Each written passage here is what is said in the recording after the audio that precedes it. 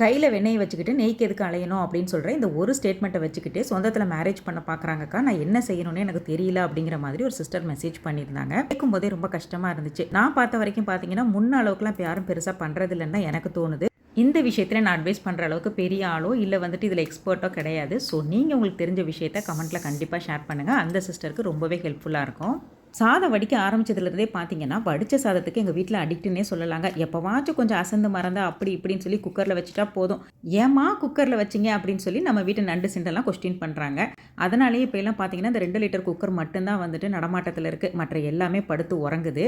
பெரிய பொண்ணுக்கு இன்றைக்கி லீவு. ஸோ அம்மா இன்றைக்கி ஹைஃபையாக வந்துட்டு சூப்பராக ஒரு வெஜ் மீல் உங்கள் ஸ்டைலில் பண்ணி கொடுங்கம்மா அப்படின்னு சொல்லி கேட்டாங்க. ஹைஃபையாக பண்ணுறனோ இல்லையோ சிம்பிளிஃபையாக எனக்கு தெரிஞ்ச மாதிரி ஸ்டீம் பண்ணி சுரக்காய் எடுத்துக்கிட்டு அது கூடயே பார்த்தீங்கன்னா கடலைப்பருப்பு பாசிப்பருப்புலாம் தனியாக வேக வச்சு லாஸ்ட்டாக வந்து தாளிச்சு விட்டு ஒரு கூட்டு பண்ணிட்டு கூடவே ஒரு லாங் பீன்ஸ் பொரியலும் பண்ணியாச்சு. இதுக்கு தொட்டுக்க பார்த்தீங்கன்னா துவையல் வந்துட்டு இன்றைக்கி பிரண்டை தொக்கும் அதுக்கப்புறம் வந்துட்டு மல்லி துவையலும் வச்சு சாப்பிட்ருந்தோம். சூப்பராக இருந்துச்சு.